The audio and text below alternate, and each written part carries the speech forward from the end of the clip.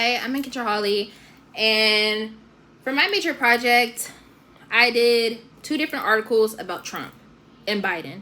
One is about the Biden campaign, like just slamming Trump for, how do I explain it? Basically, Biden's campaign is just kind of warning the Trump supporters about like what will happen if Trump goes to jail. And my second article is how Trump really feels about everything in his situation and how he'll persecute his own political opponents if he's not reelected. I feel like as far as media bias, there's a lot of negative backlash on Trump and just the whole situation in general. There are definitely a lot of skewed narratives to fit the journalists just for like profit or just so that they have like people's mind. Like they want people to believe what they want them to believe and not really find out what's right and what's wrong. So it's kind of just like they just want to control people and their mind and the way that they think. For my first article, some evidence that I found was that where the journalist had a conversation with Trump and he said this. He said, "I don't think the public would stand for it. I think it would be tough for the public to take it. At a certain point, there's a breaking point."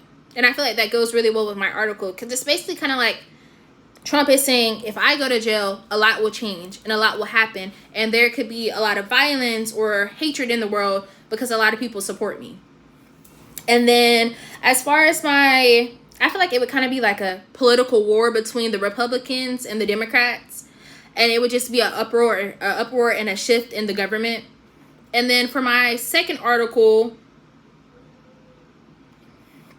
a quote or just evidence that really like stood out to me was this. It says, this is also from Trump as well. It says, "It's a very terrible thing. It's a very terrible proceedings for our country. Does that mean the next president does it to them?" And I feel like that's just kind of just Trump shedding light on his situation and the consequences that will happen if he doesn't get reelected and he's imprisoned. So, yeah. And I just feel like both articles are very different because there's 2 different journalists writing it. So there's 2 different mindsets on it or 2 different outtakes of what's going on in the political world and just current situations or events. As far as the polls, for my source that I found,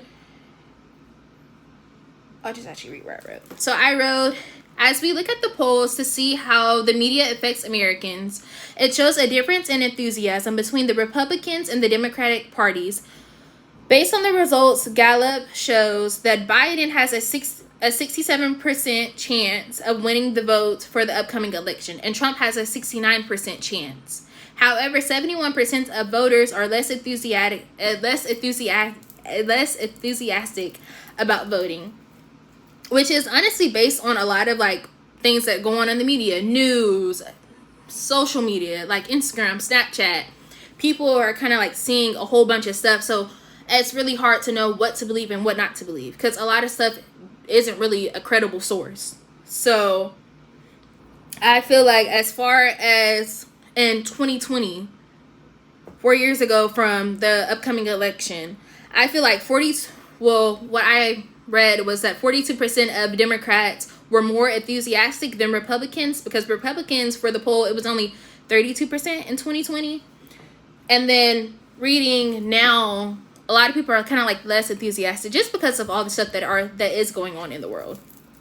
And in conclusion, my research has shown that throughout the media backlash for our former president Trump, a lot of issues could happen if he's not reelected. Our country could really go downhill.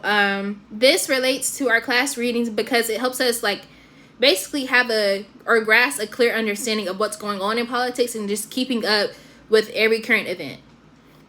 And I feel like this could be an overall good way to just learn about what's going on in the world and